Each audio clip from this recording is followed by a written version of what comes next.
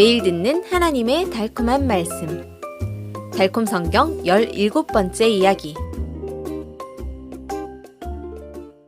베드로의 고백. 예수님께서 제자들과 함께 가이사랴 빌립보 지방의 여러 마을로 가시는 도중에 제자들에게 물으셨습니다. 사람들이 나를 누구라고 하느냐? 세례 요한이라고 하는 사람도 있고 엘리야라고 하는 사람도 있고 또 어떤 사람들은 예언자들 중에 한 분이라고도 합니다. 그러면 너희는 나를 누구라고 생각하느냐? 예수님께서 묻자 시몬 베드로가 대답하였습니다. 주님은 그리스도시며 살아계신 하나님의 아들이십니다. 시몬 바요나야, 너는 복이 있다. 이것을 너에게 알려주신 분은 사람이 아니라 하늘에 계시는 내 아버지이시다. 너는 베드로이다. 내가 이 반석 위에 내 교회를 세우겠다. 지옥의 권세가 그것을 이기지 못할 것이다. 내가 하늘나라의 열쇠를 너에게 주겠다. 내가 무엇이든지 땅에서 매면 하늘에서도 매일 것이며 땅에서 풀면 하늘에서도 풀릴 것이다. 그리고 예수님은 제자들에게 자기가 그리스도라는 것을 아무에게도 말하지 말라고 단단히 주의시키셨습니다. 그때부터 예수님께서는 자기가 반드시 예루살렘에 올라가야 하며 장로들과 대제사장들과 율법학자들에게 많은 고난을 받고 죽임을 당했다가 3일 만에 다시 살아나야 할 것을 비로소 제자들에게 밝히기 시작하셨습니다. 그러자 베드로가 예수님을 붙들고 말렸습니다. 주님, 그럴 수 없습니다. 이런 일이 결코 일어나서는 안 됩니다. 그러나 예수님께서는 돌아서서 베드로에게 말씀하셨습니다. 사탄아, 내 뒤로 물러가거라. 너는 걸림돌이다. 내가 하나님의 일을 생각지 않고 사람의 일만 생각하는구나. 그리고 예수님께서 제자들에게 이렇게 말씀하셨습니다. 누구든지 나를 따라오려거든 자기를 버리고 자기 십자가를 지고 나를 따라오너라. 자기 목숨을 구하고자 하는 사람은 잃을 것이며 나 때문에 자기 목숨을 버리는 사람은 얻을 것이다. 사람이 온 세상을 얻고도 자기 목숨을 잃으면 무슨 소용이냐? 자기 목숨을 무엇과 바꿀 수 있겠느냐? 인자가 아버지의 영광에 쌓여 자기 천사들과 함께 올 때 그가 각 사람이 한 대로 갚아줄 것이다. 분명히 말하지만 여기 있는 사람 중에는 죽기 전에 인자가 하늘나라의 왕으로 오는 것을 볼 사람들도 있다. 변화하신 예수님. 6일 후 예수님께서 베드로와 야고보, 야고보의 동생인 요한을 데리고 높은 산으로 올라가셨습니다. 그런데 예수님께서 제자들이 보는 앞에서 얼굴이 해같이 빛나고 옷은 빛처럼 하얗게 그 모습이 변하시더니 모세와 엘리야와 함께 이야기를 나누셨습니다. 그때 베드로가 예수님께 말했습니다. 주님, 우리가 여기 있는 것이 좋습니다. 원하신다면 제가 이곳에 천막 셋을 세워 주님과 모세와 엘리야를 각각 모시겠습니다. 베드로의 말이 채 끝나기도 전에 빛나는 구름이 그들을 덮고 구름 속에서 음성이 들려왔습니다.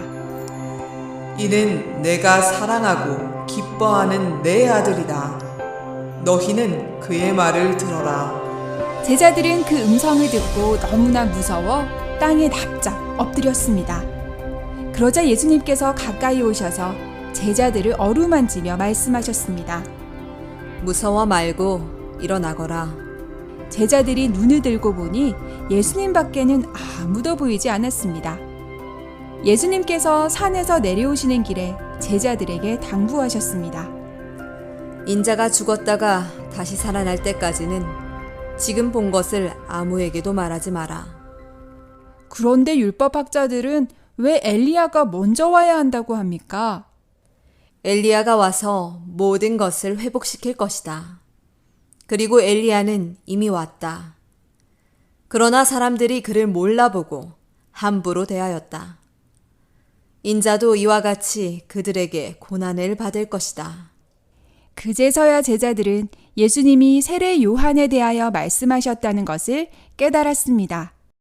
다음 날 예수님과 제자들이 산에서 내려와서 보니 큰 무리가 둘러싸고 있고 율법학자들과 남아있던 제자들이 논쟁을 하고 있었습니다.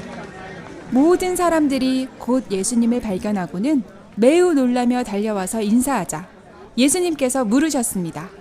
무슨 일입니까? 무리 중에 한 사람이 대답했습니다. 선생님, 제 아들이 말을 못하게 하는 귀신에 들려 선생님께 데려왔습니다. 아이는 귀신에 사로잡혀서 거품을 흘리고 이를 갈며 몸이 뻣뻣해져서 아무 데서나 거꾸러집니다. 그래서 선생님의 제자들에게 그 귀신을 쫓아내달라고 했지만 쫓아내지 못했습니다. 아, 믿음이 없는 세대여. 내가 언제까지 너희와 함께 있으며 언제까지 참아야겠느냐. 아이를 데려오거라. 그들이 아이를 데려오자 귀신이 예수님을 보고 아이에게 심한 경련을 일으켜서 아이가 땅에 넘어져 거품을 흘리며 뒹굴었습니다. 예수님께서 아이의 아버지에게 물으셨습니다. 아이가 이렇게 된 지 얼마나 되었습니까? 어릴 때부터 그랬습니다. 귀신이 아이를 죽이려고 여러 번 불 속에도 밀어넣고 물 속에도 빠뜨렸습니다. 하실 수 있다면 우리를 불쌍히 여기셔서 도와주십시오. 할 수 있으면이 무슨 말입니까?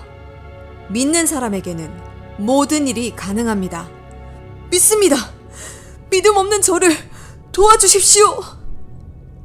벙어리와 귀머거리가 되게 하는 귀신아, 내가 너에게 명한다. 아이에게서 나가고 다시는 그에게 들어가지 마라. 그러자 귀신이 소리를 지르며 심한 경련을 일으켜 놓고 나가서 아이가 죽은 것처럼 보이자 사람들은 모두 아이가 죽었어 하고 말했습니다. 그러나 예수님께서 아이의 손을 잡아서 일으키시자 아이가 일어섰습니다. 사람들이 모두 하나님의 위대하심에 놀라 감탄하였습니다. 예수님께서 집으로 들어가시자 제자들이 조용히 예수님께 와서 물었습니다. 왜 우리는 귀신을 쫓아낼 수 없었습니까? 너희의 믿음이 적기 때문이다. 너희에게 겨자씨 한 알만한 믿음이라도 있다면 이 산에게 여기서 저리로 옮겨가거라 하여도 그대로 될 것이고 이 뽕나무에게 뽑혀서 바다에 심겨라 하면 그대로 될 것이며 너희가 못할 일이 없을 것이다. 그러나 이런 귀신은 기도와 금식이 아니면 나가지 않는다.